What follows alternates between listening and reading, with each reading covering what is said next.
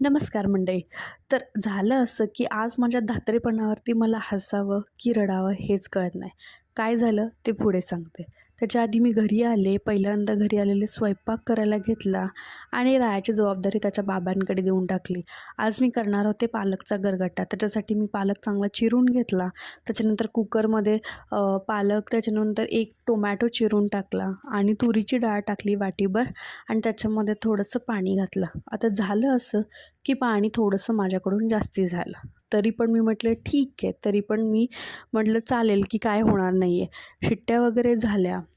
तोपर्यंत मी भाकरी करून घेतली एका साईडला आणि जेव्हा कुकर थंड झाला आणि मी जेव्हा पालक बाहेर काढला त्याच्यावेळेस कळालं की पाणी जरा जास्तच राहिलं आहे. पालकामध्ये पाणी राहतं हे मान्य होतं, पण जरा जास्तच राहिलं. मग मी काय केलं की ते सगळं गरम करायचं होतं. एक तर राहायचा खाऊ करायचं होतं मला.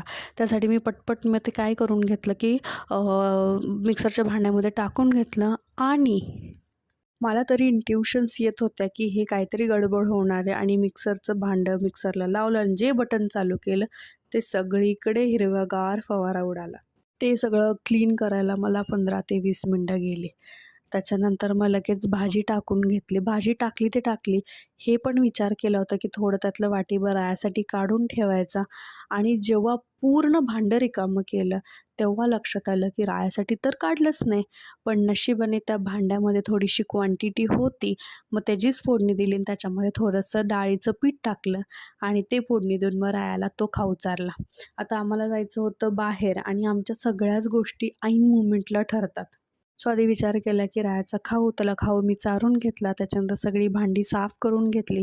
विचार केला की आम्ही बाहेरून आल्यानंतर जेवण करून घेतो. तर जायचं होतं आम्हाला त्याचं वॅक्सिन द्यायला. तर लास्ट व्हिडिओमध्ये तुम्ही एकदा बघितलं असेल की आम्ही एक वेळ वॅक्सिन द्यायला गेलो, पण पेमेंटच्या प्रॉब्लेममुळे नेटवर्क इश्यू होता, त्याच्यामुळे ते वॅक्सिन द्यायचं झालंच नाही आम्हाला. म्हणून आज ठरवलं की काहीही झालं तरी आज वॅक्सिन देऊन यायचं. तर ऑलमोस्ट 9 वाजता आम्ही घरातून निघालो त्याला वॅक्सिन द्यायला.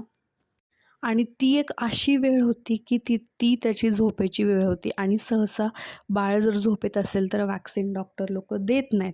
मी कसंबसं त्याला गोष्टी सांगत हे बघ भूभू, ते बघ म्याव हे करत फायनली आम्ही हॉस्पिटलमध्ये पोचलो. त्याला मी जागं ठेवलं आणि तिथेसुद्धा इतकी दंगामस्ती चालली होती त्याची की त्याला गाड्याच हव्या होत्या. फायनली वॅक्सिन दिलं आणि घरी आलो. घरी आल्यानंतर मी मशीन लावूनच गेली होती. मशीन ची कपडे सुकत टाकली. त्याच्यानंतर झाडू मारून जेवण करायला बसले आणि ह्या सगळा जो स्वयंपाकाचा गोंधळ झाला होता त्याच्यामुळेच मला माझ्या धात्रीपणावर हसू की रडू असं झालं होतं. जेव्हा गडबड असते तेव्हाच गोंधळ व्हायचे असतात माझ्याकडून. तर अशाच या धात्रीपणाचा विचार करत करत दिवस संपला. Thank you for watching.